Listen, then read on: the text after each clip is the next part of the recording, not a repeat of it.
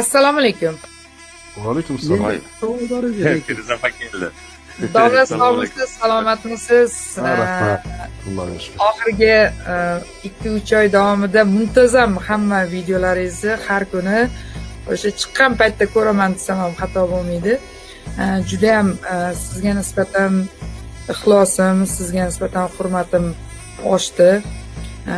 Rahmat. Juda ham siz hozirgi kunda, bugungi kundagi shu blogosferada bo'lib o'tayotgan holatlarda, hodisalarda biz bilan bir safda ekanligingizdan juda ham xursandman. Endi bu Otabek Hamidov, Otabek Jo'rayevlarga keladigan bo'lsak, har kuni chiqib meni chaynayotganni, qolaversa sizni, mana Temur raisni yo bo'lmasa boshqa xullas kalom ularga qarshi bo'lgan yo bo'lmasa ularni fikr bilan yurmayotgan odamlarga qarshi gapirayotgan gaplari, boshqalarini har kuni ko'rib boryapmiz. Har efirlarini ko'rganda juda ham asabiylashamanda.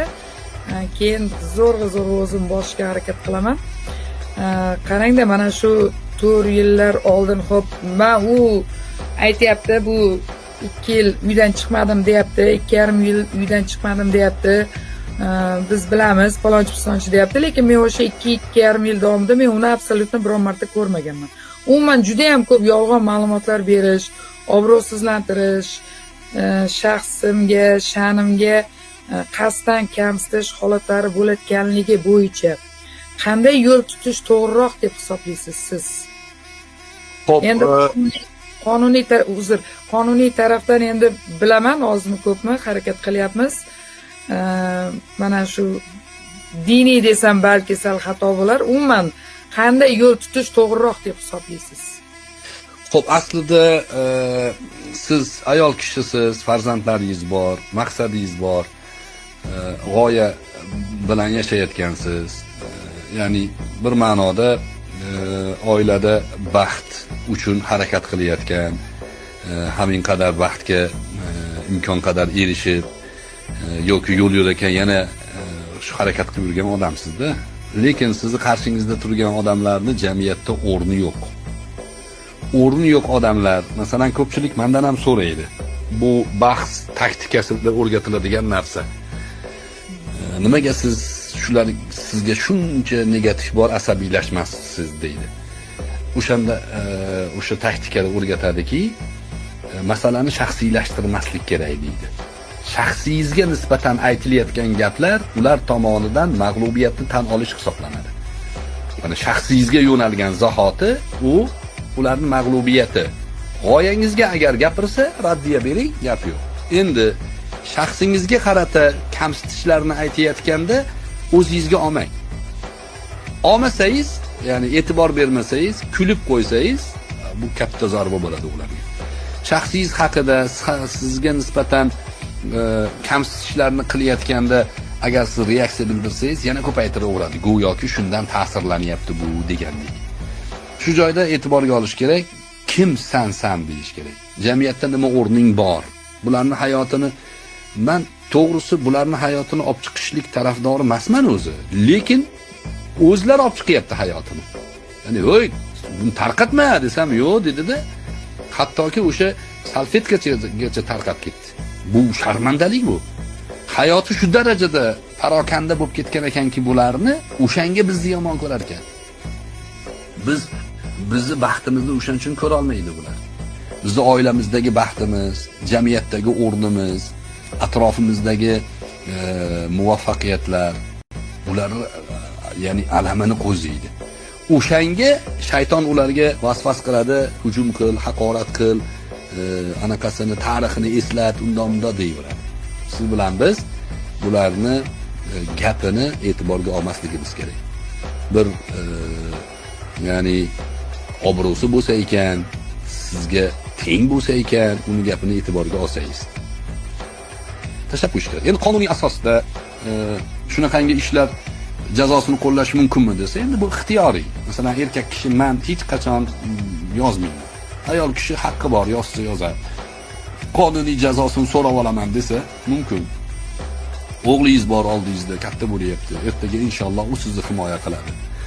Bular o'sha sizni himoyangiz yo'q deb o'ylayapti-da.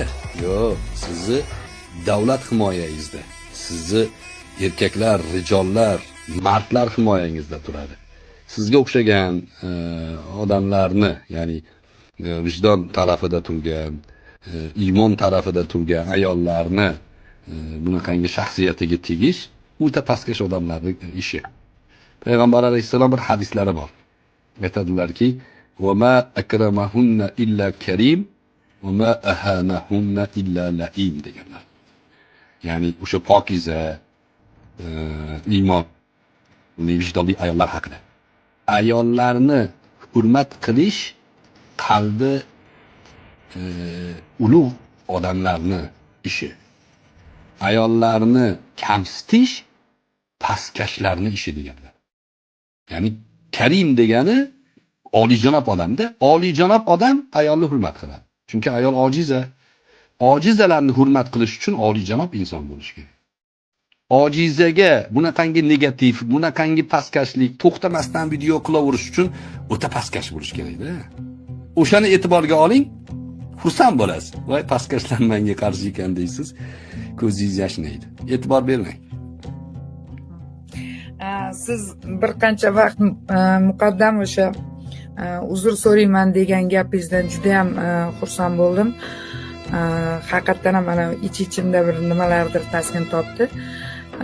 Aynan mana shu gapingizdan ular ilmoqlanib shu paytgacha agar e'tibor berayotgan bo'lsangiz, bir necha marta qayta shu narsani eslatib, hammang birgasan, boshqasan, palonchisan, pistonchisan.